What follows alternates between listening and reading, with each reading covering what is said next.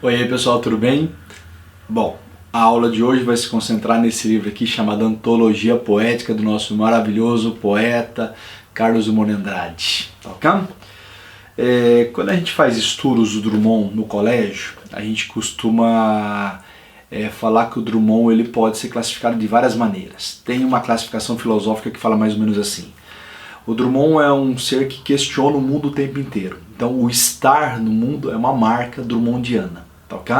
Então tem gente que fala assim, que tem hora que a poesia dele tem um eu lírico maior que o mundo, que é quando ele tá muito irônico, que ele faz poemas mais ligados àquela fase heróica do modernismo, que ele é bem brincalhão, que ele é bem humorista, que ele tira sarro de tudo. Tem um momento que o eu é menor que o mundo, que é quando entra o que a gente chama de momento social, quando ele faz o sentimento do mundo, José, a rosa do povo. Tem um momento que o eu é igual ao mundo, claro, enigma e lição de coisas, como ele se dilui no mundo, tá? Então são essas classificações, eu maior, eu menor, eu igual. É uma maneira de conhecer o Drummond, tá ok? A outra classificação muito usada, até mais difundida, são as das fases. A famosa fase gauche, tá? Lembrando que a palavra gauche é lado esquerdo, é aquele desencontrado, sozinho, solitário, isolado no mundo, maldito, vamos dizer assim, tá? Que vai ali dos anos de 1925 até 1935, onde se insere duas obras monumentais, o Alguma Poesia, que é o seu primeiro livro, e o Brejo das Almas. Depois de 1935 até 1945 vem a fase social dele, que é quando se insere Sentimento do Mundo, José e a Rosa do Povo. Depois vem uma fase que a gente chamaria de existencialista, niilista, assim, bem pessimista na verdade, tá? Que é o Drummond do Claro Enigma, tá? Que é o Drummond do Lição de Coisas. E a gente costuma falar que também misturado nessa fase existencialista vem uma fase chamada memorialista, que é quando ele começa a resgatar o passado, a revisitar o passado, tá? E com isso fazer uma releitura da vida que ele teve até aquele momento, que iria mais ou menos ali de 1962 a 1969, mais ou menos, tá ok? Com livros como Fazendeiro do Ar, Boitempo, A Falta que Ama, e aí vai, tá? Então você pode classificar o Drummond filosoficamente, eu maior que o mundo, eu menor que o mundo, eu igual ao mundo, é um jeito de entendê-lo.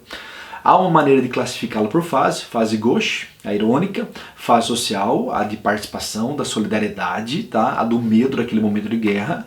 A fase existencialista, o pós-Segunda Guerra Mundial, todo um pessimismo toma conta do Drummond, a busca das essências, e a fase memorialista, o revisitar a vida, o revisitar o passado, tá ok? Então, são maneiras de classificar o Drummond. Mas no livro que você vai ler em questão, o Drummond ele faz uma proposta de autoleitura, e isso é muito legal porque a antologia poética normalmente é um livro que você faz homenagem a alguém que morreu ou em alguém que é muito famoso, você contrata um especialista para falar, olha, esses são os poemas mais consagrados. E o Drummond, no ano de 1962, ele meio que fez uma releitura da sua obra e ele escolheu quais seriam os seus mais importantes poemas. É claro que é uma brincadeira, porque você fala, qual é o seu mais importante poema? Eu vou falar todos. Então, quando ele escolhe entre o seu todo alguns poemas para formar esse livro, né, formando uma espécie de autoleitura, uma leitura autocrítica, tá? Então o Drummond ele oferece para a gente uma classificação que eu vou ler inteira para você, que é o segredo desse livro, tá entendendo? Então acompanha a leitura. Ao organizar esse volume, o autor não teve em mira propriamente selecionar poemas pela qualidade, nem pelas frases que acaso se observem em sua carreira poética. Cuidou antes de localizar na obra publicada certas características, preocupações e tendências que a condicionam ou definem em conjunto. A antologia lhe pareceu assim mais vertebrada e, por outro lado, o espelho mais fiel. Escolhidos e agrupados os poemas sob esse critério, resultou uma antologia que não segue a divisão por livros nem obedece à cronologia rigorosa. O texto foi distribuído em 9 seções, tá? Cada uma contendo material extraído de diferentes obras e disposto segundo uma ordem interna. Então repare que bonitinho, vou fazer uma digressão aqui, tá? O Drummond ele tem consciência da cronologia das suas obras, ele tem consciência da divisão de fases, mas ele fala que ele fez uma organização interna. Então aqui ele vai colocar assim, por exemplo, no mesmo grupo, poemas que estão no primeiro livro, poemas que estão no quinto livro, poemas que estão no sexto livro. Então não faz diferença a cronologia. A temática dos poemas vai organizar o livro, é uma organização interna na visão do próprio autor. Ok? Continuando. O leitor encontrará assim, como pontos de partida ou matérias de poesia, número 1, o indivíduo, número 2, a terra natal, número 3, a família, número 4, amigos, número 5, o choque social, número 6, o conhecimento amoroso, número 7, a própria poesia, número 8, exercícios lúdicos e número 9, uma visão ou tentativa da existência. Algumas poesias caberiam talvez em outra seção que não a escolhida, ou em mais de uma. A razão da escolha está na tônica da composição ou no engano do autor. Essa modéstia é muito irônica. Olha, esse poema aqui, Drummond não ficaria melhor nessa seção? Ui, ficaria, eu me enganei, como se ele não conhecesse a própria poesia. Então é sensacional, mas isso não é uma brincadeira só, isso é uma consciência de alguém que sabe que as palavras se tornam maior do que o próprio artista. Tem uma coisa muito curiosa assim, tem uma professora que foi muito amiga do Drummond, que uma vez ele escreveu um poema e ela fez uma análise desse poema, escrevendo folhas e folhas e folhas, indicando o que o Drummond poderia ter dito com aquele poema. E ela mandou para ele para perguntar se ela estava no caminho certo. Aí o Drummond mandou uma carta-resposta.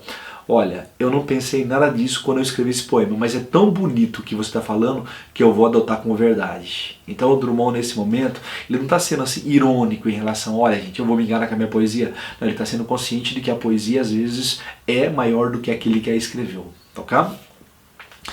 De qualquer modo, é uma arrumação ou pretende ser. Carlos Drummond de Andrade, Rio de Janeiro, 1962. Então, presta atenção.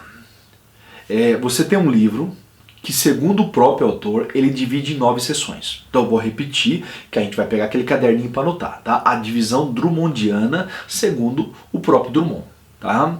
Número 1, são poemas dedicados ao indivíduo, que ele vai chamar de um eu todo retorcido, que está inspirado naquela palavra gauche, tá? O gauche é uma palavra que do francês para o português dá lado esquerdo. Então se você pegar lá na origem bíblica, né, no Apocalipse, se você pegar lá a ideia do bom ladrão, né, o bom ladrão está do lado direito. Então o ladrão ruim, vamos dizer assim, ele está do lado esquerdo e fala, olha, se você tem poder, tira a gente daqui. Cristo nem olha para ele do lado direito e fala assim, ó, pede para Deus me perdoar, o teu arrependimento te salvou, hoje mesmo estarás comigo no reino do meu Pai. Você vai observar uma coisa muito legal, tá? Então o lado direito é o lado do bem, o lado direito é o lado do mal, vamos dizer assim, binariamente falando. Por outro lado, se você pegar o Apocalipse segundo São João, quando Deus voltar para julgar os vivos e os mortos, os que ficarem à direita serão salvos, viverão a vida eterna ao lado de Deus. Os que ficarem do lado esquerdo são aqueles que serão condenados. Então quando você pega o poema número 1 do primeiro livro dele, que ele fala, quando eu nasci, um anjo torto, repara que o anjo dele é torto, desses que vivem na sombra, anjo expulso do paraíso, anjo maldito, mais um diabo do que um anjo torto desses que vivem na sombra, veio e disse, então repara, a boa nova, aquela coisa edificante que um anjo traz, né, segundo a Bíblia, nesse caso veio e disse, vai Carlos ser gauche na vida, ser isolado, sozinho, maldito, na contramão. E isso tem um efeito assim de um cara que sempre se sentiu meio realmente na contramão do planeta. O Drummond é um rapaz que vai nascer, é um poeta que vai nascer em 1902 na cidade de Itabira do Mato Dentro, em Minas Gerais, tá? Filho de uma família de abastados e nobres ali da pequena localidade de Itabira. Muito pequenininho ele vai sair para estudar em várias cidades, vai estudar em Nova Friburgo, em Belo Horizonte. Em Belo Horizonte, quando ele tinha 14 anos, ele vai formar um conhecimento ali que vai ser muito significativo para a vida dele. Ele vai conhecer um cara chamado Gustavo Capanema, tá? Esse cara é muito marcante, a gente já volta a falar sobre ele.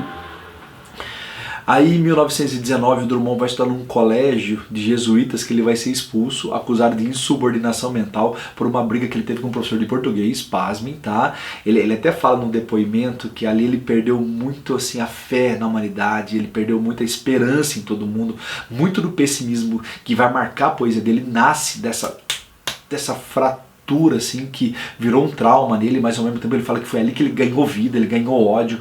E como ele diria num poema lá pra frente chamado A Florianáusea, talvez o ódio é o melhor de mim, tá? Vamos falar desse poema futuramente, tá bom? Em 1921 ele volta a morar em Belo Horizonte, agora com a família. Ele vai conhecer um grupo de pessoas maravilhosas do alto escalão intelectual de Minas Gerais, assim, e que eles vão frequentar a Livraria do Álvares ou o Café Estrela, que é como se virasse um sarau, aquela utopia que eu tinha, Arcádia Bitiniana, acontecendo com o Drummond e os amigos, tá? Muitos desses amigos em 1925 vão formar a revista A Revista, irônico o nome, tá? Que é a revista que vai tentar introduzir o modernismo em Minas Gerais. Só que um ano antes, em 1924, ele começa uma correspondência com o maravilhoso Manuel Bandeira, um dos mestres do modernismo, tá? E principalmente ele tem o prazer de conhecer no Grande Hotel em Belo Horizonte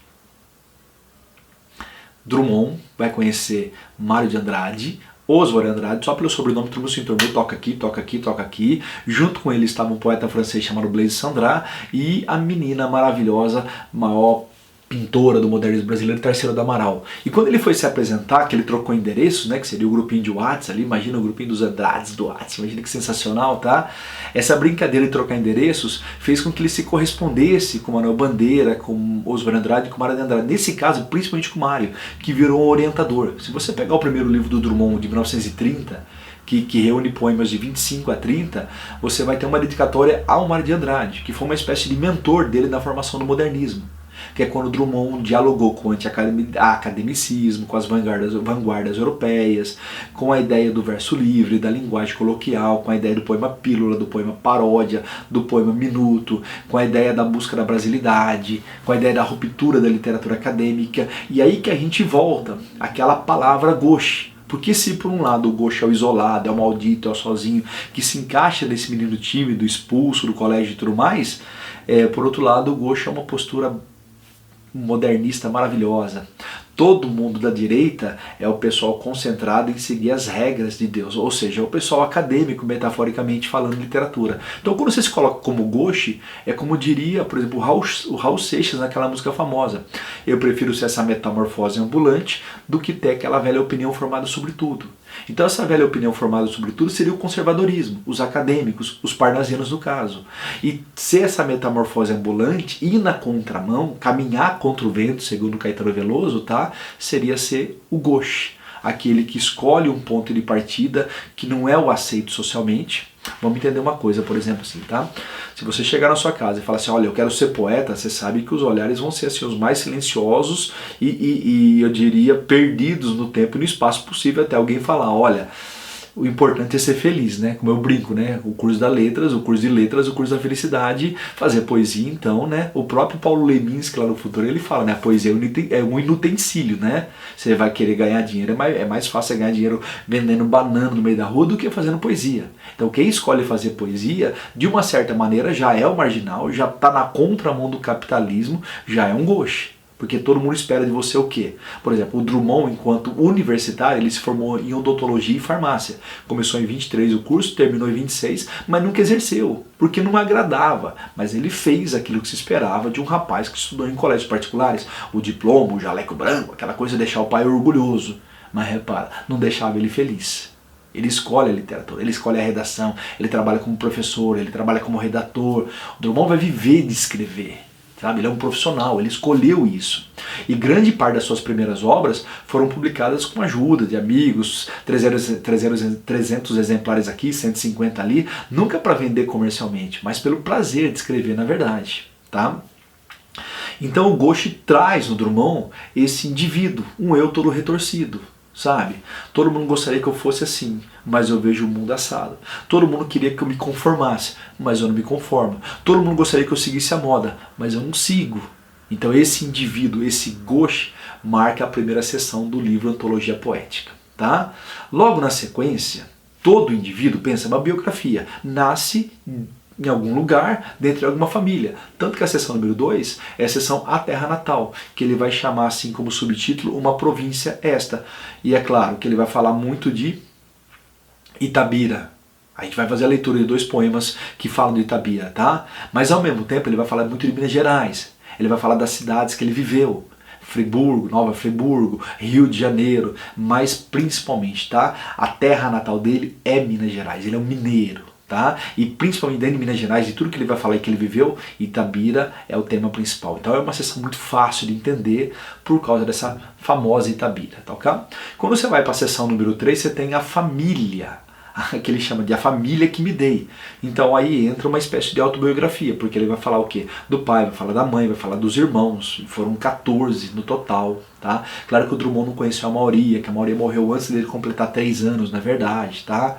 Então, de uma certa maneira, o Drummond vai colocar ali o núcleo familiar como temática. E tem poemas incríveis que tocam nisso. A família sempre vai ser uma das experiências mais agradáveis e dolorosas que todo mundo forma na vida, né? É só para quem conhece fazer uma lembrança do livro Laço de Família da Clarice Lispector, né? Laço é um abraço como protege, mas laço é uma forca como sufoca.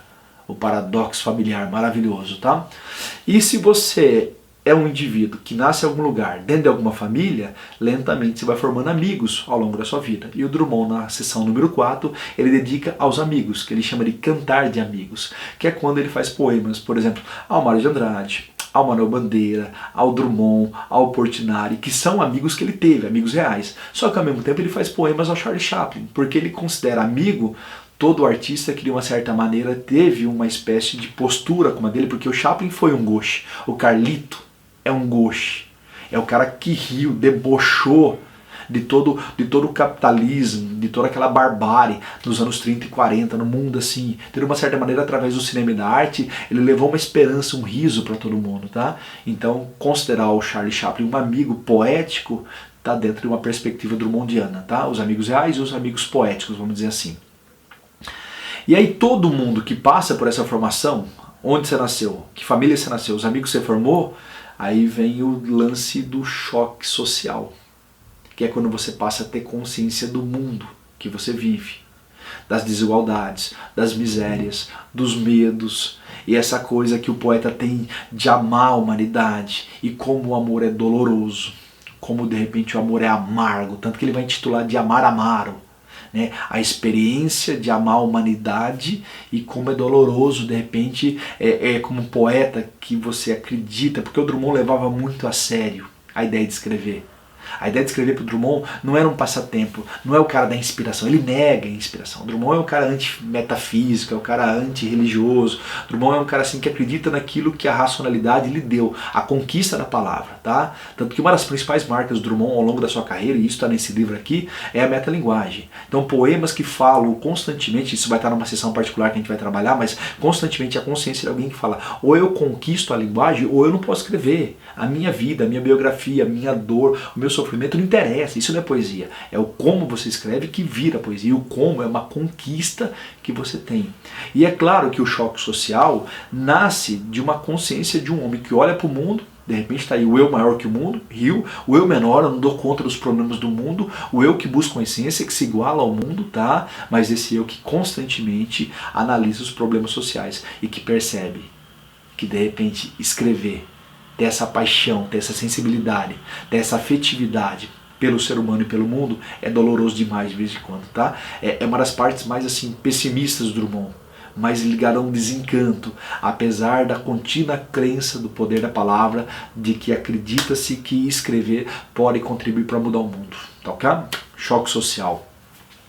E aí vem as experiências amorosas, que estão mais ou menos no mesmo campo do choque social. Se de um lado você conhece os problemas, do outro lado você vai conhecer outra forma de problema, o contentamento, o descontente do Camões está presente no Drummond o tempo inteiro, que ele vai chamar assim de uma, duas argolinhas. E aí, uma, ou duas, ou solteirice, ter alguém, a viuvez. Então todas as fases da relação amorosa aparece uma das seções mais gostosas dele, de poemas que levam você a um descaso com amor romântico, de poemas de profundo amor romântico, de poemas assim de acreditar no amor como força superior a tudo, de poemas de rir desse amor como uma coisa que não serve para nada, do poema assim do amor que leva você ao erotismo, por exemplo assim. Então o Drummond ele transita por todos os caminhos do amor maravilhosamente, tá? Então isso é uma parte que a gente vai também ler um ou dois poemas que são maravilhosos, que é a seção número 6, o conhecimento amoroso.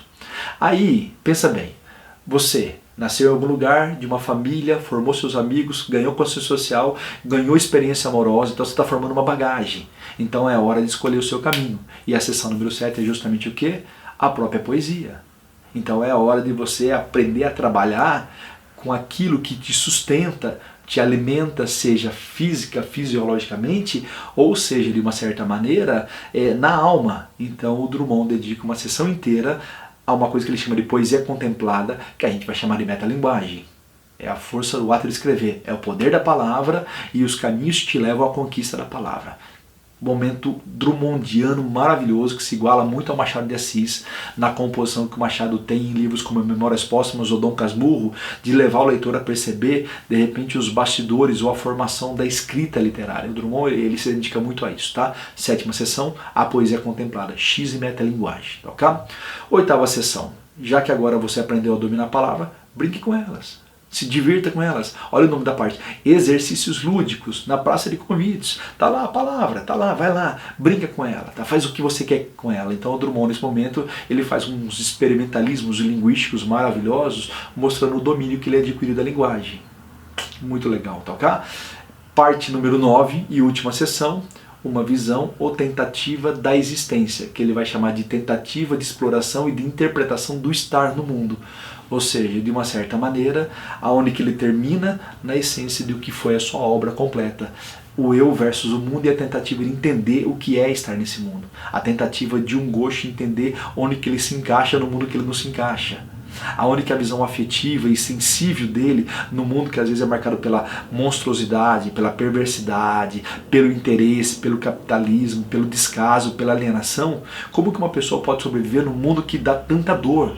Como o conhecimento ele machuca a gente. Mas essa busca de tentar entender o ser humano diante do mundo é a essência poética dele. Então tá aí, você vai passando por 9 etapas, como se fossem os 9 círculos do Dante Alighieri, seja do inferno ou do paraíso, aí você entende o que você quiser, tá? Mas de uma certa maneira é uma alquimia, de uma certa maneira é uma iniciação. A cada círculo você vai formando uma consciência maior de tudo, até tentar assim, entender a lógica da existência. Por isso que ele chama de uma tentativa de criar uma visão sobre a existência, uma tentativa de exploração e de interpretação de estar no mundo, tá? Seus poemas mais filosóficos, vamos dizer assim.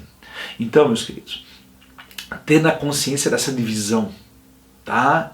Tendo essa consciência. Então, vamos lá? Caderno na mão, acompanha aqui. O indivíduo, número 1, a terra natal, número 2, a família, número 3, os amigos, número 4, o choque social, número 5, o conhecimento amoroso, número 6, a própria poesia, número 7, os exercícios lúdicos, número 8, e uma visão ou tentativa da existência, número 9, tá? Vou reforçar, o indivíduo, um eu todo retorcido, a terra natal, uma província, esta, a família que me dei, amigos, cantar de amigos, o choque social, amar, amaro, o conhecimento amoroso, 1, 2 argolinhas, a própria poesia, poesia contemplada, exercícios lúdicos na praça de convites, uma visão ou tentativa da existência, tentativa de exploração e de interpretação de estar no mundo. Você formou o livro, é o que eu li lá, repetir e repetir e repetir, porque esse é o segredo do livro.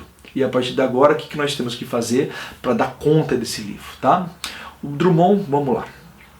Às vezes se apega ao verso livre, porque ele tem uma formação modernista, tá? Se apega à linguagem coloquial, se apega ao poema pílula, ao poema paródia, ao poema piada, tá? Às vezes dialoga uma vanguarda ou outra. Às vezes o Drummond, você percebe claramente uma postura anti-acadêmica nele, ele é um modernista assumido, tá?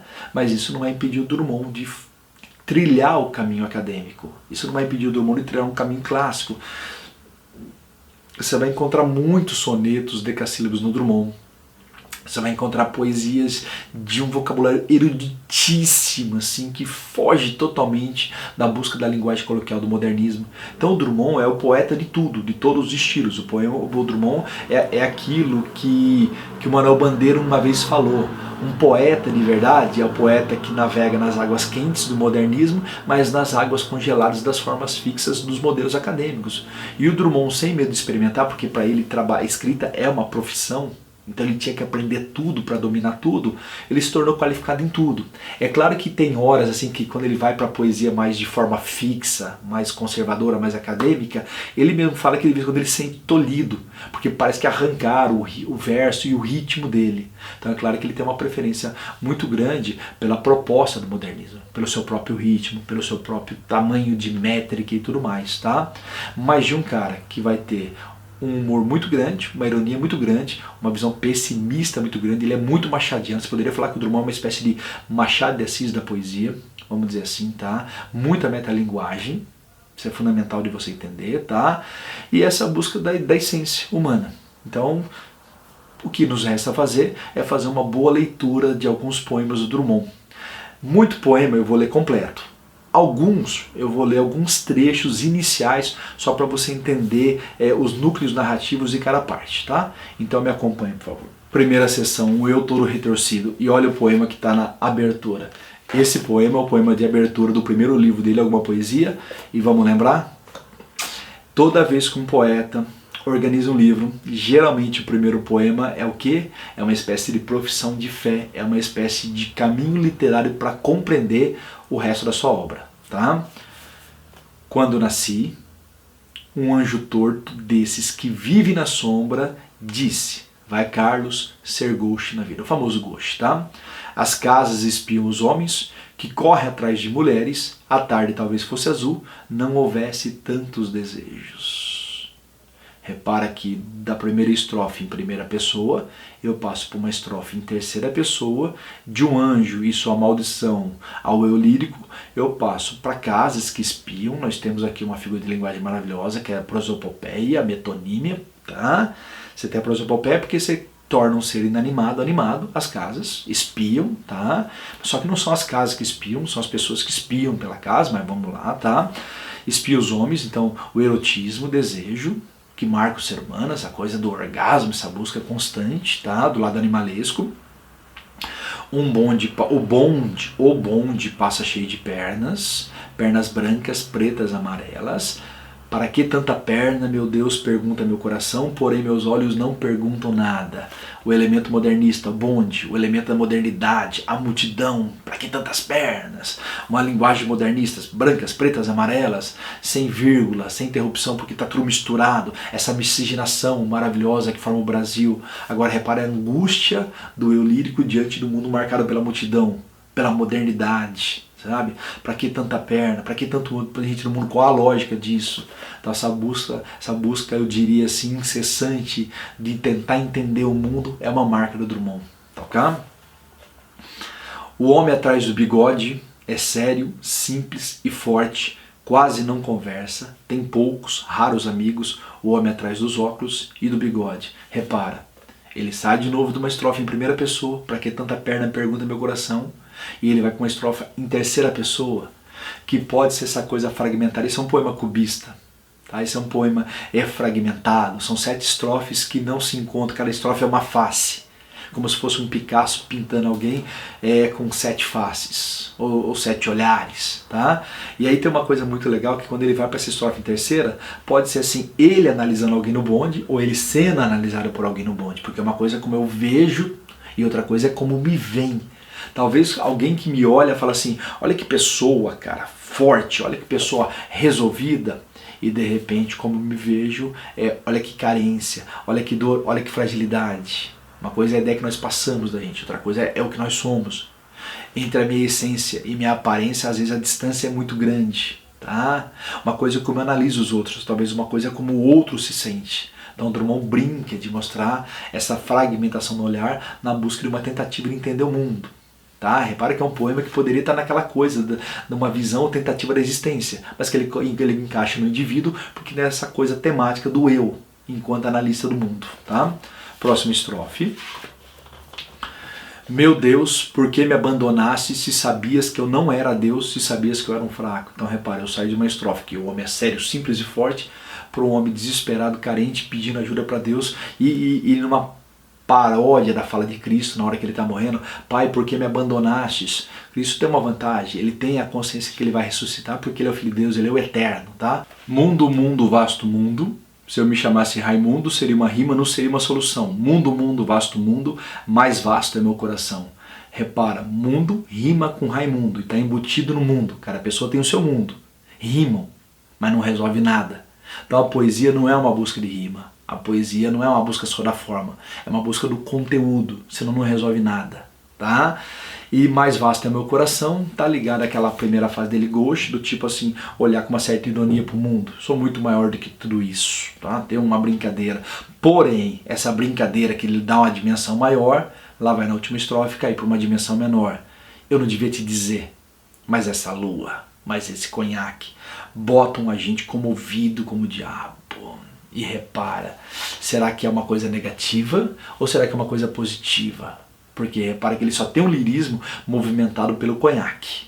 Tá? Se não fosse a bebida, talvez ele não abriria o coração. Então viva a bebida, viva a embriaguez, viva o estado dionisíaco que nos liberta e faz o eu lírico aflorar e expor sua coragem, seu medo, sua força, sua fraqueza.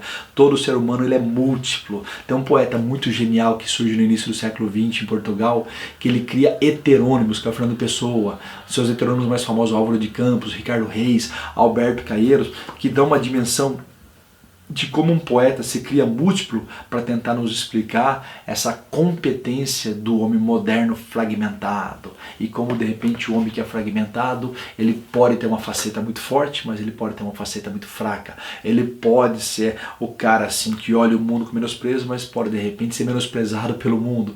O cara que de repente ironiza, mas o cara que pede pelo amor de Deus ajuda. Então o Drummond brinca muito com isso, de mostrar a alma humana e sua fragmentação. E ser comovido como o diabo, como é bom. Lembra, de repente do lado direito é o pessoal que vai para o céu, mas é o pessoal acadêmico, conservador, bonitinho. Do lado esquerdo é o pessoal que vai para o inferno. Mas o inferno é o espaço do pecado. E ser modernista é pecar contra o mundo acadêmico. Entendeu a lógica? Então comovido como o diabo, no fundo, é um valor positivo. Tá entendendo? Porque traz pra gente essa concepção de um cara que se liberta das rédeas, das amarras sociais e literárias para criar uma poesia mais livre. Por isso que de uma certa maneira esse poema é fundamental para você entendê-lo, tá? Para entender o Drummond. Pequenos trechinhos. Segundo poema. Soneto da perdida esperança. Perdi o bonde e a esperança. Volto pálido para casa. A rua é inútil e nenhum alto passaria sobre o meu corpo. Perdi o bonde e a esperança. Ou o próximo, tá? Poema patético. Que barulho é esse na escada? É o amor que está acabando? É o homem que fechou a porta e se enforcou na cortina? Dentaduras duplas, um poema aqui revisitado assim, olhando a própria existência, né? Olhando a velhice e o passar do tempo. Tá? Maravilhoso. O poema A Bruxa. Nessa cidade do Rio de Janeiro de 2 milhões de habitantes, estou sozinho no quarto, estou sozinho na América. Então repara, há algo meio de Augusto dos Anjos nesse olhar aí, nessa solidão, nesse gauchismo, vamos dizer, nesse isolamento, tá? Há uma certa carência no Drummond, tá? Que pega muito. Por isso esses poemas pertencem à primeira seção, o indivíduo. Às vezes o indivíduo é o outro, porque o outro sou eu. E aí vem aquele poema maravilhoso, José. Vamos à leitura. E agora, José? A festa acabou, a luz apagou, o povo sumiu, a noite esfriou, e agora, José, e agora você que é sem nome, que zomba dos outros, você que faz versos, que ama, protesta. E agora, José, sua doce palavra, seu instante de febre, sua gula e jejum, sua biblioteca, sua lavra de ouro, seu terno de vidro, sua incoerência, seu ódio. E agora? Com a chave na mão quer abrir a porta, não existe porta. Quer morrer no mar, mas o mar secou. Quer ir para Minas, Minas não há mais. José, e agora? Se você gritasse, se você gemesse, se você tocasse a valsa vienense, se você dormisse, se você cantasse, se você morresse, mas você não morre, você é duro, José. Sozinho no escuro, qual bicho do mato, sem teogonia, sem parede nua para se encostar, sem cavalo preto que fuge a galope, você marcha, José. José, para onde? Então repara, mais uma vez o indivíduo, só que agora é diluído no José. Porque esse José é qualquer um na face da Terra. Esse José é o próprio Drummond, de uma certa maneira. Tá? Então repara que toda a leitura do poema vai dar esse eu todo retorcido, vai dar esse eu que não se encaixa no mundo, vai dar esse eu que não tem soluções, esse eu que não é vitorioso, esse eu que não é competente, esse eu que está sempre ali transitando pela sombra, transitando por uma vertente dos não vencedores na vida, né? Porque todo mundo espera pragmaticamente de você que você resolva os problemas, que você seja bem sucedido e tudo mais. Então repara, José, e seus problemas, cada indivíduo na Terra, seus problemas, suas angústias, suas solidões e tudo mais. Um eu todo retorcido, tá? A mão suja, trechinho. Minha mão está suja, preciso cortá-la. A flor e a náusea, por favor, acompanhe, tá? Preso à minha classe e a algumas roupas, vou de branco pela rua cinzenta. Vou de branco pela rua cinzenta. Melancolias, mercadorias, meu estado de ânimo, estado capitalista, espreitam-me. Devo seguir até o enjoo? Posso, sem armas, revoltar-me? Olhos sujos no relógio da torre. Não, o tempo não chegou de completa justiça. O tempo ainda é de fezes, mal poemas, alucinações e esperas. O tempo pobre, o poeta pobre fundem-se no mesmo impasse. Em vão tento me explicar, os muros são surdos. Sob a pele das palavras há cifras e códigos. O sol consola os doentes, não os renova. As coisas, que tristes são as coisas consideradas sem ênfase. Vomitar esse tédio sobre a cidade. 40 anos e nenhum problema resolvido, sequer colocado. Nenhuma carta escrita nem recebida.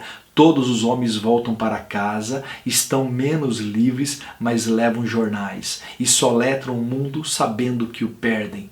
Crimes da terra, como perdoá-los? Tomei parte em muitos, outros escondi. Alguns achei belos, foram publicados. Crimes suaves que ajudam a viver, ração diária de erro, distribuída em casa, os ferozes padeiros do mal, os ferozes leiteiros do mal. Pôr fogo em tudo, inclusive em mim. Ao menino de 1918 chamavam de anarquista, porém meu ódio é o melhor de mim. Com ele me salvo e dou a poucos uma esperança mínima. Olha que lindo voltar àquela cena da expulsão do colégio, tá? Incrível isso. Uma flor nasceu na rua. Passem de longe bondes, ônibus, rio de aço do tráfego. Uma flor ainda desbotada, ilude a polícia, rompe o asfalto. Façam um completo silêncio, paralisem os negócios. Garanto que uma flor nasceu. Sua cor não se percebe, suas pétalas não se abrem, seu nome não está nos livros, é feia, mas é realmente uma flor. Sento-me no chão da capital do país às 5 horas da tarde, digressão rapidinha, Rio de Janeiro, não Brasília, tá? O livro é um livro que foi escrito antes da feitura ou a construção de Brasília, pegadinha de alguns vestibulares, tá ok? Lentamente passa a mão nessa forma insegura, na flor, ou em mim. Do lado das montanhas, nuvens maciças avolumam-se, sensação apocalíptica. Pequenos pontos em brancos movem-se no mar, galinhas em pânico. É feia, mas é uma flor. Furou o asfalto, o tédio, o nojo e o ódio. Poema maravilhoso. Do eu diante de um mundo social. É muito legal. Lindo esse poema. Releiam, por favor, tá? Consolo na praia. Vamos, não chore. A infância está perdida, a mocidade está perdida, mas a vida não se perdeu. Idade madura. As lições da infância desprendidas na idade madura. Já não quero palavras, nem delas careço. Esse poema aqui é maravilhoso, também acompanhe, tá? O enterrado vivo. É sempre no passado aquele orgasmo, é sempre no presente aquele duplo, é sempre no futuro aquele pânico, é sempre no meu peito aquela garra, é sempre no meu tédio aquele aceno, é sempre no meu sono aquela guerra, é sempre no meu trato o amplo distrato, sempre na minha firma a antiga fúria, sempre no mesmo engano outro retrato, é sempre nos meus pulos o limite, é sempre nos meus lábios a estampilha, é sempre no meu não aquele trauma, sempre no meu amor a noite rompe, sempre dentro de mim meu inimigo, sempre no meu sempre a mesma ausência. Poema incrível. O enterrado vivo. Quando a gente vai para a segunda sessão do livro, que é uma província esta, acompanhe aqui, por favor. Eu vou pegar dois poemas que exemplificam muito a tal da Itabira. tá? Cidadezinha qualquer, poema do livro Alguma Poesia, maravilhoso, que tem uma carinha de deboche, tá? Acompanhe que lindo. Casas entre bananeiras, mulheres entre laranjeiras, pomar, amor, cantar. Repara o clima bucólico que toma contra a cidade, tá? Um homem vai devagar, um cachorro vai devagar, um burro vai devagar. Repara a estagnação, a lentidão da cidade, tá? Devagar as janelas olham. O devagar é tão presente que o devagar assume o protagonista. Então repara que ele vai para primeiro lugar no verso. Devagar as janelas olham. Você tem movimento nas janelas. De novo uma onomatopeia. Desculpa, uma prosopopeia, tá? Você dá uma coisa animada a um ser inanimado. Só que a janela não espia. Quem espia são as pessoas. Uma metonímia consequentemente. Tá? Devagar as janelas olham. Ou seja, olham o quê? Se lá fora a vida é estagnada e aqui dentro eu estou reparando aquela vida estagnada, imagina como é que é a vida privada. Eita, vida besta, meu Deus. Então repara esse poema aqui que já foi usado na UEM, já foi usado pelo menos em 6 vestibulares famosos que eu conheço. Todo mundo adora ele como um poema que retrata esse cidadezinha, né, qualquer, ou seja, tem um sentido pejorativo. Qualquer cidade pequenininha que tem essa estagnação é um atraso. Isso é o Brasil, é uma metonímia do Brasil, por extensão, e um Brasil diante do modernismo. Então você vê claramente a postura de um cara que luta pela modernidade, que vê nesse Brasil estagnado todo um atraso, tá? Que coloca a gente nessa consciência, eita vida besta, que a gente tem aqui. Então essa é uma marca de Itabira como metonímia de um Brasil naquele momento que estava se modernizando, mas que ainda tinha muito de sertão. Tá? Aí você vai andando no livro, você vai ter um poema Romaria, que ele fala dos romeiros, um comportamento mineiro, evocação mariana, Canção da Moça Fantasma de Belo Horizonte. Você vai ter um poema assim, Estampas de Vila Rica, mas eu vou pegar um poema aqui que é um ícone da poesia dele, tá? É um poema icônico, é um poema que marca demais o Drummond, que é Confidência do Itabirano. Acompanha, por favor.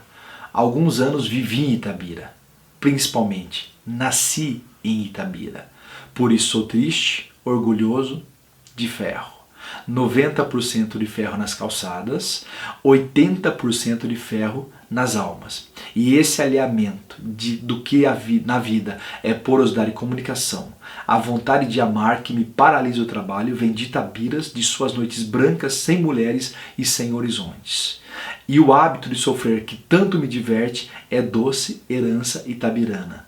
De Itabira trouxe prendas diversas que ora te ofereço. Esse São Benedito do velho santeiro Alfredo Durval, esse couro de anta estendido no sofá da sala de visitas, esse orgulho, essa cabeça baixa. Tive ouro, tive gado, tive fazendas, hoje sou um funcionário público. Itabira é apenas uma fotografia na parede. Mas como dói. Então repara que bonitinho, tá? Um poema de uma fase mas muito inicial do Drummond, de tirar um sarro da cidadezinha dele como exemplo de um reflexo do Brasil muito provinciano e atrasado, e um poema de um cara mais maduro como reflexo de uma consciência de que naquele lugarzinho, naquela vidinha besta, se construiu grande parte da essência dele. Hoje ela é só uma fotografia, o tempo passa, o tempo destrói tudo, fica pouca coisa, mas dói, porque quando ele olha para o retrato, existe toda uma vida que ficou ali, que está retida ali, mal ou bem, besta ou não, a existência está ali, tá? Você vai reparar que é um eu enfrentando o conhecimento da vida através de uma autoanálise, da análise da própria biografia, mas é um eu que faz uma homenagem à terra natal, a Itabira. Segunda sessão, a terra natal, tá ok? Quando você vai para a família que me dei, retrato de família, primeiro poema, tá? Os bens e o sangue, que vão trazer pra gente, assim, é uma leitura da família dele maravilhosa. Infância, esse é o que eu quero ler para vocês nessa sessão, tá? É um poema lá do livro Alguma Poesia maravilhoso, que dá uma dimensão dos aspectos biográficos e familiares que formam uma vertente da poesia dele. A vertente que é a terceira sessão, tá? Meu pai montava a cavalo, ia para o campo. Minha mãe ficava sentada cozendo. Meu irmão pequeno dormia. Eu sozinho, menino, entre mangueiras, lia a história de Robinson Crusoe, comprida história que não acaba mais. No meio-dia branco de luz, uma voz que aprendeu a ninar nos longes da senzala e nunca se esqueceu, chamava para o café. Café preto que nem a preta velha, café gostoso, café bom. Minha mãe ficava sentada cozendo, olhando para mim. Psiu. para o berço onde pousou um mosquito e dava um suspiro. Que fundo. Lá longe meu pai campeava, no mato sem fim da fazenda, e eu não sabia que a minha história era mais bonita que a de Robinson Crusoe. Uma marca que é muito famosa na poesia do Drummond, que o Drummond é assim, ele seria um poeta empírico, sabe? Ele não gosta de coisas empíricas, ele não gosta de coisa metafísica, o Drummond é um poeta do real, do concreto, tá? Então se você comparar a minha vida, por menorzinha que ela seja, por mais banal, cotidiana que ela seja, a minha vida é real, diante da vida do Robinson Crusoe, que por mais aventureira que ela seja, por mais incrível, é uma vida inventada. E entre a vida inventada e a vida real sempre é muito melhor. O Drummond é o cara do presente, o Drummond é o cara do concreto, o Drummond é o cara da vida física, não metafísica. Você guarda isso com muita atenção. Tá? E repara que os aspectos biográficos formulam uma noção da família que ele teve e nos dá uma dimensão da criação do Drummond. Então tá aí a terceira parte, a família. Tem um poema aqui, eu não vou lê-lo completo, mas assim, eu vou recomendar que você leia, tá? Em 1931, com 70 anos de idade, o pai do Drummond morreu. E ele fez um poema para se despedir do pai dele de uma certa maneira. A relação dele com o pai sempre foi muito assim, distanciada, muito fria de uma certa maneira, tá? Tá ele aqui perto da mãe, tá lá o pai campeando o cavalo, tá? Campeando a cavalo a fazenda. E o Drummond faz um poema sobre a ausência do pai, na morte do pai. O poema chama-se A Mesa, como se todo mundo tivesse reunido na mesa, mas o lugar do pai, a cabeceira está vazia. Através daquele vazio, ele cria uma relação dele com o pai dele. Olha, é uma das coisas mais bonitas de um filho sobre o pai, apesar de todas as durezas do diálogo entre o filho e o pai. Mas é incrível você ler esse poema. Meu, que lindo. E está dentro da seção A Família, a morte do pai. Diferente, por exemplo, do... Ou não diferente no conteúdo, na forma ele é muito diferente, mas lembra muito um poema que o Augusto dos Anjos também fez para o pai, todo o afeto, mas a consciência do fatalismo da vida. Aqui o Drummond não vai muito por esse caminho do fatalismo, dessa dor, assim, do inevitável, mas ele vai tirar uma experiência muito grande de como a ausência às vezes é mais presente do que a presença dele enquanto ele estava lá, tá? Demais esse poema, recomendo. Poema longo, mas incrível poema, tá? A Mesa. Cantar de Amigos, vou fazer uma referência. Ode no cinquentenário do poeta brasileiro, uma homenagem maravilhosa a Manuel Bandeira. Todos os poemas são longos aqui, tá? Mário de Andrade Desce aos Infernos, homenagem ao seu amigo orientador Mário de Andrade, poemas longos.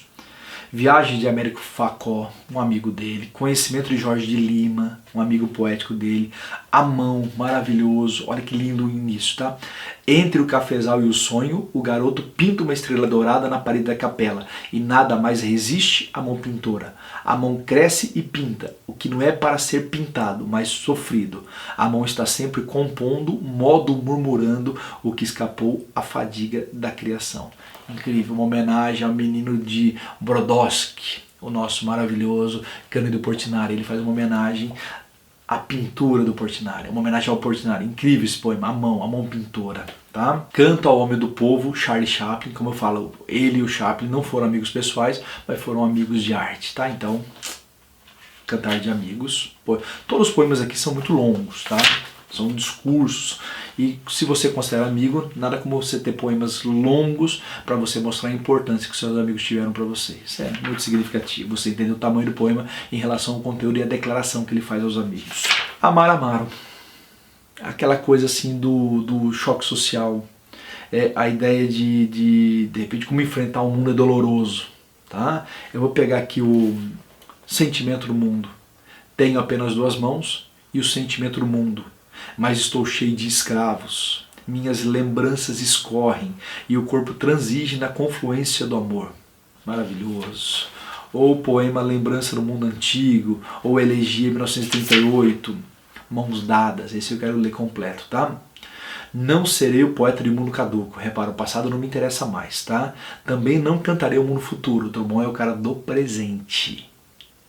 Estou preso à vida e olho meus companheiros. Reparar uma posiçãozinha meio de socialista. O Drummond tinha essa posição, tá? Meus companheiros.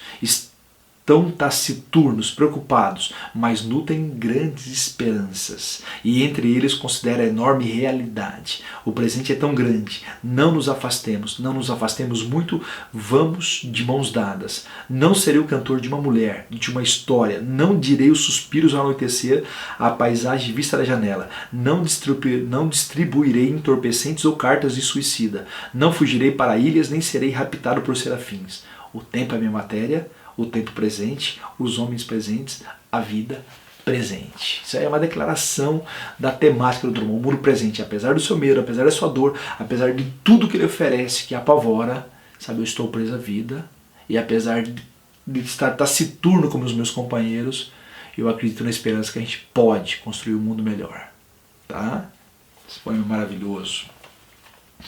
Congresso Internacional do Medo, que já é um outro lado. Se há um lado do ser humano que tem esperança, olha as faces. Há um lado do ser humano que não tem esperança nenhuma. Olha esse poema que lindo. Provisoriamente não cantaremos o amor, que se refugiou mais abaixo dos subterrâneos.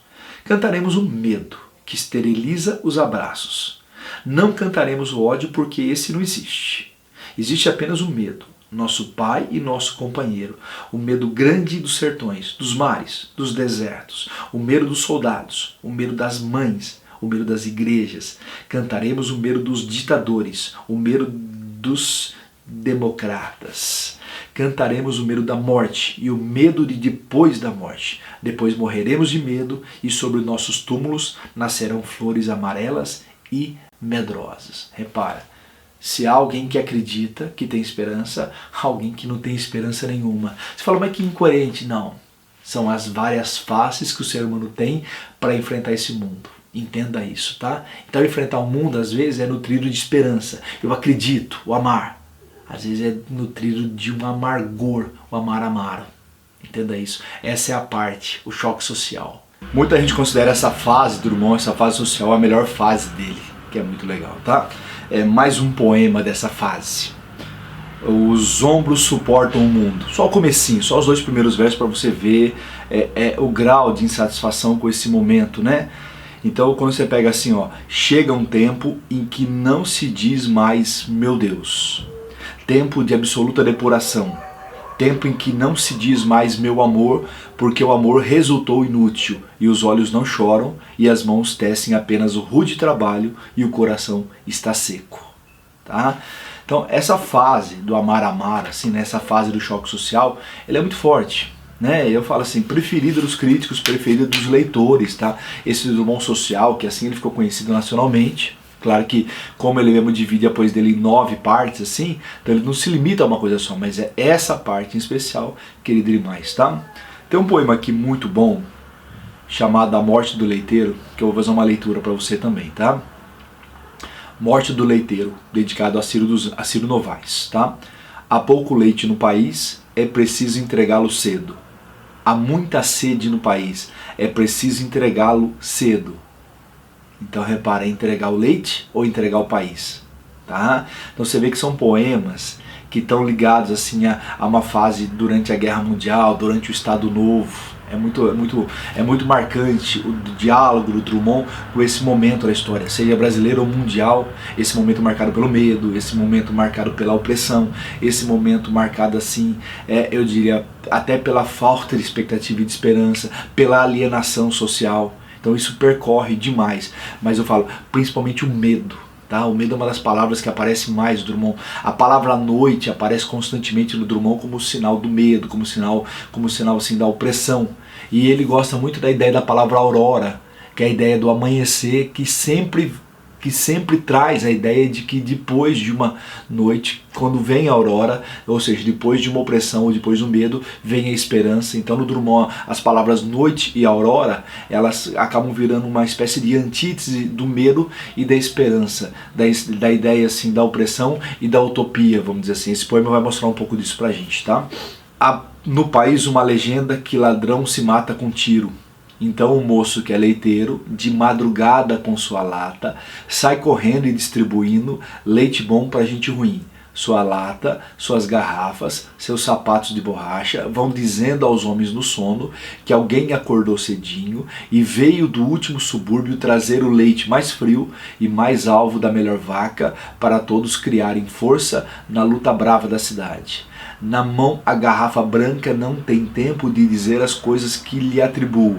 Nem o moço leiteiro Ignaro, morador na rua Namur, empregado no entreposto, com 21 anos de idade, sabe lá o que é impulso de humana compreensão. E já que tem pressa, o corpo vai deixando à beira das casas uma apenas mercadoria. É um hábito que era muito normal antigamente, hoje a gente não vê mais. Que era a pessoa que vinha do sítio, trazia o tambor de leite e ia entregando leite para as pessoas que encomendavam dele, tá? Isso é uma atitude muito típica até os anos 80, 90 no Brasil. Finalzinho do século XX, início do século XXI, é uma coisa que acabou sumindo assim do comportamento nosso, tá? E como a porta dos fundos também escondesse gente que aspira ao pouco leite, ao pouco de leite disponível no nosso tempo, a gente poderia falar um pouco de combustível hoje, fazendo um trocadilho, tá? Avancemos por esse beco, peguemos o corredor, depositemos o litro, sem fazer barulho, é claro que barulho nada resolve. Meu leiteiro tão sutil, de passo maneiro e leve, antes desliza que marcha. É certo que algum rumor sempre se faz. Passo errado, vaso de flor no caminho, cão latindo por princípio ou um gato quisilento. E há sempre um senhor que acorda, resmunga e torna a dormir. Mas este acordou em pânico. Ladrões infestam o bairro. Não quis saber de mais nada. O revólver da gaveta saltou para sua mão. Olha que atitude mecânica. Tá? Ladrão se pega com tiro. Os tiros na madrugada liquidaram meu leiteiro. Se era noivo, se era virgem, se era alegre, se era bom, não sei, é tarde para saber. Mas o homem perdeu o sono, de todo, e foge para a rua. Meu Deus, matei o inocente. Bala que mata gatuno também serve para furtar a vida de nosso irmão. Quem quiser que chame o médico. Polícia não bota a mão nesse filho de meu pai. Está salva a propriedade. A noite geral, a noite geral, a noite geral prossegue. Amanhã custa chegar, mas o leiteiro, estatelado ao relento, perdeu a pressa que tinha. A ironia é maravilhosa, tá? Da garrafa estilhaçada, no ladrilho já sereno, escorre uma coisa espessa que é leite, sangue, não sei. Por entre objetos confusos, mal redimidos da noite, duas cores se procuram, suavemente se tocam, amorosamente se enlaçam, formando um terceiro tom, a quem chamamos Aurora. Você entendeu? É muito bonito, é uma das mais bonitas da poesia brasileira que ele cria nesse entrelaçado, o sangue do leiteiro, mais o leite, tá? Combinando esse branco com vermelho assim, formando um tom rosadinho que daria início amanhã. Quer dizer, apesar de tudo existe a aurora, sabe? Apesar de tudo há uma expectativa, apesar do imenso medo, Drummond ele sempre vai ter essa outra face dele que acredita que a gente pode fazer um mundo melhor, tá? Então esse poema é maravilhoso, A Morte do Leiteiro. A outra seção dele é o conhecimento amoroso. Duas argolinhas, tá? Em que você vai ter poemas, eu diria, maravilhosos, como Quadrilha. João amava Teresa, que amava Raimundo, que amava Maria, que amava Joaquim, que amava Lili, que não amava ninguém. João foi para os Estados Unidos, Teresa para o convento, Raimundo morreu no desastre, Maria ficou para a tia, Joaquim suicidou-se e Lili casou com J. Pinto Fernandes, que não tinha entrado na história. Esse poema ele apresenta alguns charmes, por exemplo, você vai perceber que o primeiro bloquinho é formado por orações subordinadas, tá? Porque é o momento que as pessoas amam e têm expectativa de conseguir o ser amado. Então repara, são pessoas que se subordinam uma outra numa crença que ela vai ter a realização amorosa. E conforme você vai para o segundo bloco, que você vê que ninguém realizou o amor, todo mundo se frustrou, tá? Então ninguém conseguiu a segunda argolinha, vamos dizer assim, com exceção da Lili. Então você vai observar que o poema é formado por orações coordenadas. Então, como cada um ficou sozinho, a oração não teve complemento. Então repara que brincadeira maravilhosa entre forma e conteúdo pelas orações subordinadas no começo e coordenadas nesse momento, tá? Isso é muito legal de você observar. O nome quadrilha remete você à festa junina, aquela festa que a gente vai trocando constantemente de par conforme a gente vai dançando. Então tá aí a dança da vida, que a gente não consegue ficar com par e a gente vai trocando de pares. Então é muito engraçado também como ele se aproveita de uma cultura popular, muito marca do modernismo isso, para fazer um trocadilho que dá certo com as frustrações amorosas que acontecem. Repara que é uma paródia do amor romântico. Todo mundo que amou se deu mal. E a única que pensou financeiramente, de maneira interesseira, casou e foi feliz, que é a Lili. E você pode reparar que no segundo bloco, ela é a que termina Coração Subordinado, porque ela encontrou alguém para casar. J. Pinto Fernandes, né? Pinto Fernandes é como se fosse sobrenome de família, aristocrática. Então você vê que a escolha dela é muito baseada na questão econômica, na praticidade. E ela se dá bem, uma ironia ao amor romântico. Tem uns poemas maravilhosos aqui que a gente vai recomendar. O amor bate na aorta, não se mate, o mito. Esse mito é maravilhoso, sobre as nossas expectativas e utopias amorosas. Sequer conheço fulana, vejo fulana tão curto, fulana jamais me vê, mas como eu amo fulana. Tá? Esse poema é maravilhoso, pena que eles são muito longos, assim, mas a leitura é incrível. Tá? O Caso do Vestido, esse acho que é um dos que eu mais vou recomendar, que você faça uma leitura, tá? Que você baixe na net assim. É um daqueles poemas longos. O Drummond ele tem poemas assim que, nossa, são intermináveis, tá? Mas esse poema aqui, por exceção, é a história de uma mulher que está assim, sendo interrogada pelas filhas que ela tem, perguntando o que é aquele vestido pendurado no prego. E com muita dor ela vai contar que o vestido é de uma amante que o marido dela teve. E que o pai inclusive abandonou tudo, filhas no berço, mulher, tudo, em nome dessa prostituta, dessa amante que ela vai ter. E aí um belo dia a prostituta aparece na casa da mulher, também com a mesma, eu diria assim, com a mesma situação de abandono, porque ela no começo ela fala, eu não amava seu marido, eu fui embora com ele por capricho, pelo dinheiro, depois acabei amando, quando comecei a amá-lo, ele me abandonou, ele não queria mais nada comigo. E aí ela vai ali numa situação deplorável e fala assim, eu não mereço o seu perdão, mas eu vim pedir desculpa e eu vou pendurar esse vestido aqui que eu nunca mais vou usar. E aí ela pendura o vestido, que é o vestido da prostituta, que está ali como sinal de toda a desgraça que aquela amante sofreu pelo abandono também, na compreensão dela imaginar assim, se eu estou sentindo essa dor, eu imagino a senhora com as filhas, o abandono que a senhora sentiu. Tá? E essa mulher que padeceu e envelheceu 10 anos em pelo abandono, que foi julgada por todo mundo, o poema tem uma visão feminina maravilhosa, tá? Acaba dolorosamente com o homem voltando para casa, depois do fracasso amoroso com a amante, voltando para casa como se nada tivesse acontecido, chegando em casa, sentando na cabeceira da mesa e cruzando a perna, ficando de cabeça baixa, esperando que a mulher fosse à cozinha preparar um prato de comida. E ela silenciosamente vai preparar o prato de comida, traz o prato de comida e se sente pacificada. Muita gente termina, eu mesmo assim, eu lembro da minha primeira leitura, eu terminei revoltado, né? Dá vontade de pegar essa mulher e falar, não faz isso, não se submeta a isso. Talvez jamais uma mulher desse mundo nosso contemporâneo faria uma coisa dessa.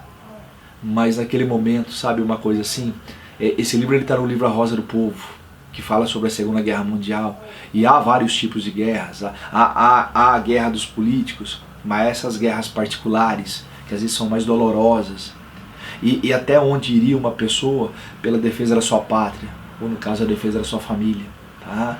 O sacrifício que essa mulher está fazendo pelas filhas, pela família, mesmo que seja a própria anulação, eu não sei, parece que é quase incompreensível aceitar uma coisa dessa, mas eu falo, por onde você iria pela sua família? Por onde você iria pelo seu filho, pela sua filha? Esse poema, ele é maravilhoso. Eu acho que é o poema que eu mais pediria para você fazer uma leitura. Eu falo longo, extenso. Mas, por favor, tá? Procure Caso do Vestido, faça uma leitura. É um daqueles poemas emocionantes que você nunca mais vai esquecer da leitura realizada. Ok? Se há ironias sobre o amor como quadrilha, há poemas que retratam a busca da essência do amor, tá? Tem um poema dele chamado Amar. Eu vou ler a primeira estrofe, que é maravilhoso também, só para você ter essa percepção. Que pode uma criatura, senão, entre criaturas, amar? Amar e esquecer. Amar e mal amar. Amar, desamar e amar. Sempre, e até de olhos vidrados, amar. Esse poema é maravilhoso, é a busca da essência.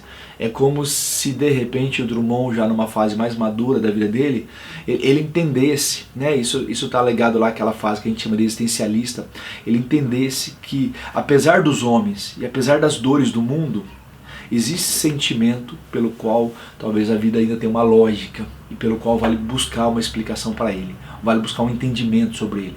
Poema maravilhoso também, tá? Mais um poeminha que eu adoro para fazer um fecho. Tem um monte de poema bom aqui, mas mais um.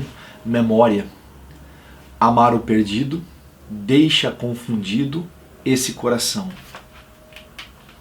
Nada pode o ouvido, contra o sem sentido, apelo do não. As coisas tangíveis tornam-se insensíveis à palma da mão, mas as coisas findas, muito mais que lindas, essas ficarão. Divino esse poema também, tá? Então mais uma sessão para você. A gente vai agora tocar numa outra sessão, que é a poesia contemplada, formada por poemas imensos, que ele trabalha a questão da metalinguagem, como por exemplo assim, o comecinho do poema Lutador. Lutar com as palavras é a luta mais vã, entanto lutamos, mal rompe amanhã.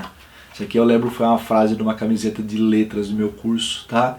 Daqueles que acreditam no poder da palavra como transformadora do mundo, nessa utopia que é dar aula, nessa utopia que é fazer poesia, tá? Apesar de tudo, apesar de todas as dores, apesar dessa pedra do Sísifo dolorosa de carregar, o dia amanhece, a gente vai e acredita que a gente pode fazer diferença com a palavra. Maravilhoso o poema, tá? A 8ª sessão do livro, tá? Na Praça de Convites.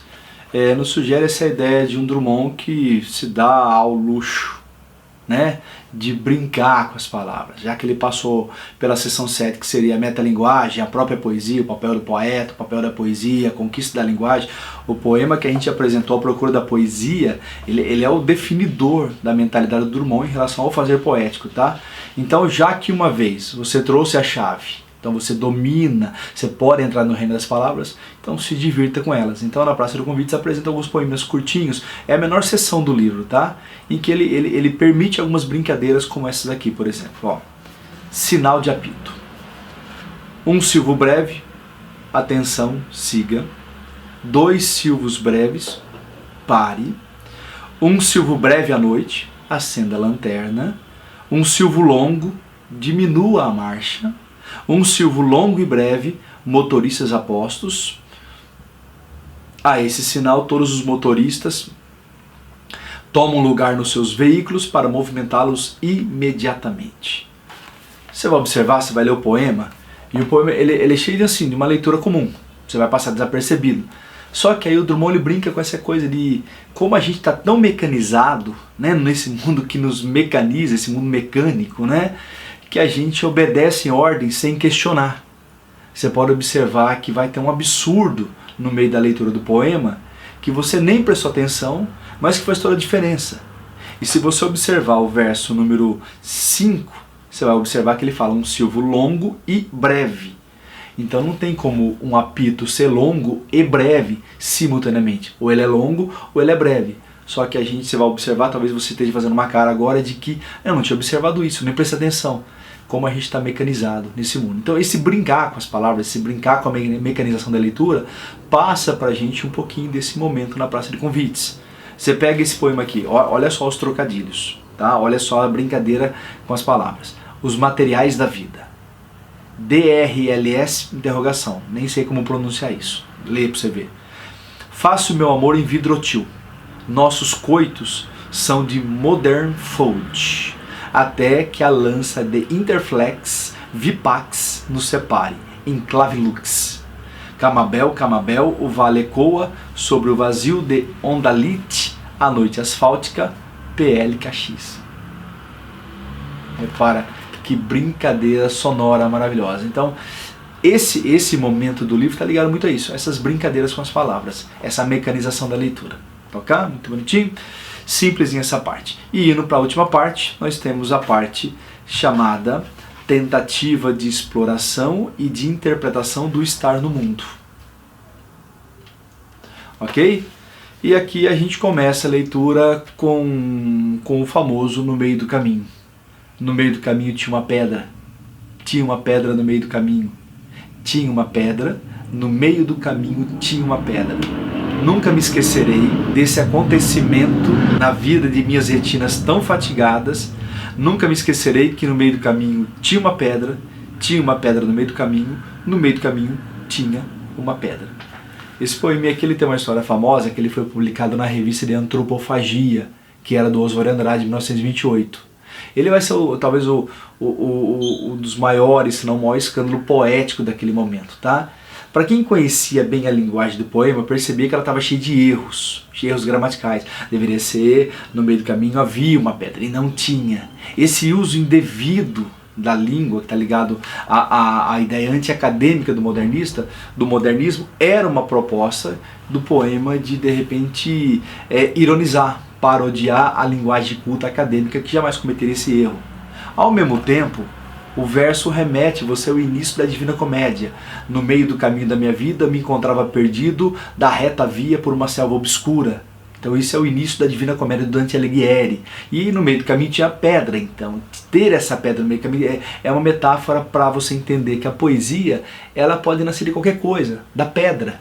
Tá? O Drummond é o cara do concreto, mas no sentido físico de uma pedra, né? Usando o Marcel Duchamp, quando ele coloca o urinol como metáfora de arte, por que isso não é arte? Tá? Vira na fonte. Então tudo é uma fonte, basta você saber criar o que? A metáfora, é isso. Você trouxe a chave? Então você tem o poder de entrar no reino das palavras, e qualquer palavra tem 1000 faces ocultas sob a face neutra. Então a palavra pedra, nesse caso, ganha a qualidade metafórica de poder ser obstáculo, de poder ser dificuldade, de ser empecilho, tá entendendo? Então, de uma certa maneira, você tem uma brincadeira do Drummond fazendo uma teoria da poesia dele. E ao mesmo tempo, essa pedra no caminho pode ser, por um lado, o caminho do modernista, que tem uma pedra no meio do caminho, que é a poesia acadêmica, que atrapalha o nascimento dessa nova arte. Só que, se tinha uma pedra no meio do caminho, e no meio do caminho tinha uma pedra, então você inverte, você cria um quiasmo, você faz um X aí, é lindo isso, tá? Você vai observar que olhando por um ângulo é uma coisa, mas olhando por outro ângulo você pode ter uma percepção. Pode ser que no meio da poesia acadêmica agora tem uma pedra. E essa pedra é o modernismo, que veio para atrapalhar esse caminho livre que o academicismo tinha. Então é uma poesia que brinca com as variáveis, é aquela coisa das 17 faces. O Drummond não é um cara assim que leva você a uma conclusão, o Drummond é um cara que leva você a uma boa pergunta.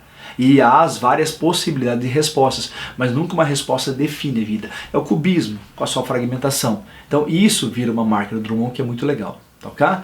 Nessa brincadeirinha que você tem de ler esse poema, que ela fica repetindo constantemente, tá?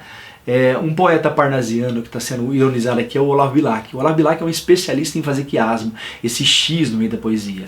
Então é claro que os acadêmicos que conheciam bem a linguagem do Olavo Bilac percebiam que o poema era uma paródia da linguagem parnasiana, principalmente do Bilac. E é por isso que esse poema causou uma polêmica danada. O próprio Drummond, por 30 anos, recolheu textos falando do poema. Ele mesmo lançou futuramente um livro chamado A Biografia de um Poema. É o único poema no Brasil que tem uma biografia, que ele explica para você assim o quanto esse poema foi criticado, insultado, elogiado por poucos, tá?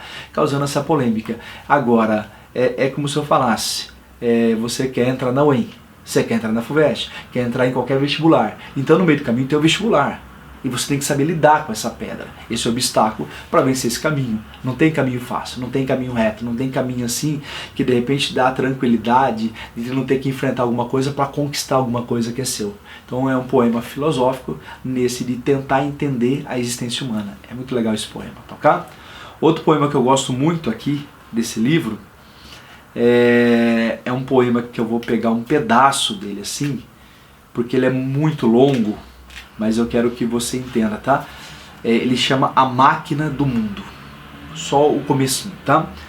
E como eu palmilhasse vagamente uma estrada de Minas pedregosa, e no fecho da tarde um sino rouco se misturasse ao som de meus sapatos, que era pousado e seco, as aves pairassem no céu de chumbo e suas formas pretas lentamente se fossem diluindo na escuridão maior, vinda dos montes e de meu próprio ser desenganado, a máquina do mundo se entreabriu. Na mitologia clássica, a máquina do mundo era o dom que os deuses tinham de ver através de um aparelho o futuro da humanidade. tá? Lá no Camões, no poema Os Lusíadas, lá no finalzinho, quando o Vasco da Gama ele faz a grande viagem de Portugal até a Índia, quando ele está voltando, a deusa Vênus dá para ele o direito de visitar a Ilha dos Amores. E lá ele conhece a deusa Tétis, com que ele tem um dia de amor, e a Tétis, entendendo a importância dos portugueses, leva o Vasco da Gama para ver a máquina do mundo e mostra as futuras conquistas que formarão o famoso Império Português. Então a máquina do mundo ela aparece para mostrar as glórias, né, para mostrar o futuro que a humanidade vai conseguir. E o eu lírico do Drummond cria a brincadeira de estar andando por uma estrada de Minas, um bom mineiro, e a máquina do mundo se revelando para ele, então ela aparece, e quando ela aparece, ela mostra todas as possibilidades da vida, do mundo, tudo aquilo que maravilha uma pessoa, só que curiosamente o que acontece? Esse eu lírico moderno, esse gauche, olha para tudo isso, e lá dentro dele tem uma força que recusa tudo isso. É como se fosse uma pessoa que já não acredita mais nessas utopias, que fosse uma pessoa que não tem mais essas expectativas. Há um forte pessimismo de um ser desiludido que não acredita mais nos sonhos que a vida pode oferecer. Isso é muito forte, tá? Esse poema é longo, mas ele tem um segredinho. E eu vou recomendar que você abra espaço para uma leitura dele, tá? Foi feito no final do século XX, ali no ano 2000, uma eleição de quais seriam os melhores poemas do mundo. Curiosamente, o melhor poema do mundo foi eleito um poema chamado Tabacaria, do Álvaro de Campos, que é o heterônimo do Fernando Pessoa. Por favor, tá? E aí eles aproveitaram para fazer uma eleição de quais seriam os melhores poemas do Brasil. E naquele momento a crítica, né, a alta crítica brasileira, escolheu A Máquina do Mundo como o melhor poema realizado em forma e conteúdo da literatura brasileira. Nós estaremos, de acordo com a opinião dos especialistas, aquele considerado o melhor poema do Brasil, portanto o melhor poema do Drummond. É claro que é um gosto crítico, mas recomendo a leitura. Recomendo que você entenda essa desilusão que o eu lírico, o José, o eu todo retorcido, o homem diante da humanidade, ele tenta entender uma humanidade que para ele já perde um pouco do sentido. Lindo poema, ok? Um outro poema longo que eu vou recomendar a leitura, eu vou pegar um pedacinho dele, é Especulações em torno da palavra homem. Olha que legal, 3 estrofes, tá? Mas que coisa é homem que há sob o nome uma geografia, um ser metafísico, uma fábula sem signo que a desmonte? Como pode o homem sentir-se mesmo quando o mundo some? E aí esse poema vai em torno da palavra homem, indagando o homem no mundo. Repara, sempre essa tentativa de entender, de fazer uma interpretação do que é estar no mundo. Então essa marca é a marca da 9ª sessão e última sessão do livro, tá? E mais um poema para a gente fechar toda a nossa leitura. A engaia ciência, a madureza, a velhice. Essa é a engaia ciência, tá? A velhice. Essa terrível prenda que alguém nos dá, raptando-nos com ela todo o sabor gratuito de oferenda sob a glacialidade de uma estrela. A madureza vê, posto que a venda, interrompa a surpresa da janela, o círculo vazio onde se estenda e que ao mundo converte numa cela. A madureza sabe o preço exato dos amores, dos ócios, dos quebrantos, e nada pode contra a sua ciência e nem contra si mesmo. O agudo olfato, o agudo olhar, a mão, livre de encantos, se destrói no sonho da existência. Chega a beirar ali, se tivesse um vocabulário esdrúxulo, chega a beirar o Augusto dos Anjos com o seu pessimismo. Então Drummond ele tem muito essa coisa existencialista de entender que a passagem da vida, as decepções, as frustrações formam muito, de repente, a compreensão do que é estar no mundo. Tá? Então, meus queridos, esse é esse livrinho maravilhoso, com muita leitura. Eu sei que a aula fica longa, fica estendida, mas poesia é isso. Você pegou o estilo do Drummond, você entendeu a divisão do livro. Então, quanto mais você pode ler agora, entendendo a teoria do livro, mais funcional fica. Claro que a gente não está longe de ter lido tudo, a gente leu um décimo do livro. Mas, de uma certa maneira, é um décimo que orienta você a pensar competentemente como entender as 9 sessões do Drummond. Então, aquele abraço, boa leitura, bom estudo e até o próximo vídeo, ok?